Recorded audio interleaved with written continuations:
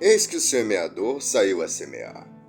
E, ao semear, uma parte caiu à beira do caminho, e, vindo as aves, a comeram. Outra parte caiu em solo rochoso, onde a terra era pouca, e logo nasceu, visto não ser profunda a terra. Saindo, porém, o sol a queimou, e, porque não tinha raiz, secou-se. Outra caiu entre os espinhos, e os espinhos cresceram e a sufocaram. Outra, enfim, caiu em boa terra, e deu fruto a 100, a 60 e a 30 por um. Quem tem ouvidos para ouvir, ouça.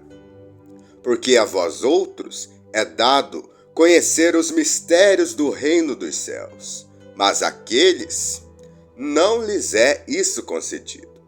Pois ao que tem, se lhe dará, e terá em abundância. Mas ao que não tem, até o que tem lhe será tirado. Por isso lhes falo por parábolas, porque vendo não veem, e ouvindo não ouvem, nem entendem. De sorte que nele se cumpre a profecia de Isaías. Ouvireis com os ouvidos e de nenhum modo entendereis. Vereis com os olhos e de nenhum modo percebereis. Porque o coração deste povo está endurecido.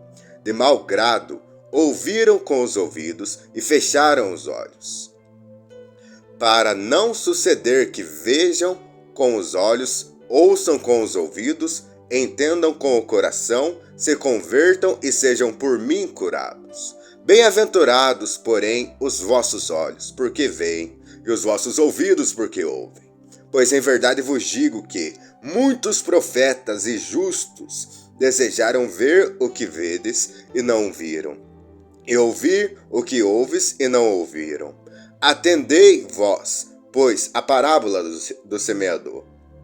A todos os que ouvem a palavra do reino e não a compreendem, vem o maligno e arrebata o que lhes foi semeado no coração. Este é o que foi semeado à beira do caminho. O que foi semeado em solo rochoso, esse é o que ouve a palavra e a recebe logo com alegria, mas não tem raiz em si mesmo, sendo antes de pouca duração. E em lhe chegando a angústia ou a perseguição por causa da palavra, logo se escandaliza. O que foi semeado entre os espinhos é o que ouve a palavra, porém os cuidados do mundo e a fascinação das riquezas sufocam a palavra e fica infrutífera. Mas o que foi semeado em boa terra é o que ouve a palavra e a compreende. Este frutifica e produz a 100, a 60 e a 30 por um. O reino dos céus é semelhante a um homem que semeou boa semente no seu campo. Mas, enquanto os homens dormiam, veio o inimigo dele, semeou o joio no meio do trigo e retirou-se. E, quando a erva cresceu e produziu fruto, apareceu também o joio.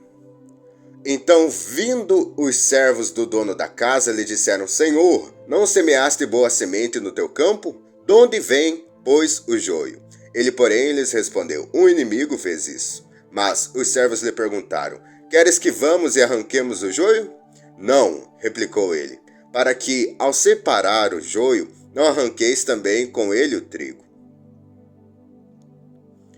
Deixai-os crescer juntos até a colheita, e, no tempo da colheita, direi aos ceifeiros: ajuntai primeiro o joio, atai-o em feixes para ser queimado, mas o trigo recolhei-o no meu celeiro.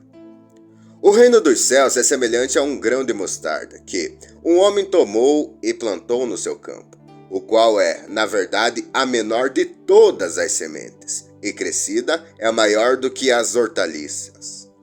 E se faz árvore, de modo que as aves do céu vêm aninhar-se nos seus ramos. O reino dos céus é semelhante ao fermento que uma mulher tomou e escondeu em 3 medidas de farinha, até ficar tudo levedado. O que semeia a boa semente é o Filho do Homem. O campo é o mundo, a boa semente são os filhos do reino. Os joios são os filhos do maligno. O inimigo que o semeou é o diabo. A ceifa é a consumação do século, e os ceifeiros são os anjos. Pois assim como o joio é colhido e lançado ao fogo, assim será na consumação do século. Mandará o Filho do Homem os seus anjos, que ajuntarão do seu reino todos os escândalos e os que praticam a iniquidade, e os lançarão na fornalha acesa. Ali haverá choro e ranger de dentes. Então, os justos resplandecerão como o sol, no reino de seu Pai. Quem tem ouvidos para ouvir, ouça. O reino dos céus é semelhante a um tesouro oculto no campo, o qual certo homem, tendo-o achado, escondeu, e, transbordante de alegria, vai, vende tudo o que tem e compra aquele campo. O reino dos céus é também semelhante a um que negocia e procura boas pérolas, e, tendo achado uma pérola de grande valor, vende tudo o que possui e a compra.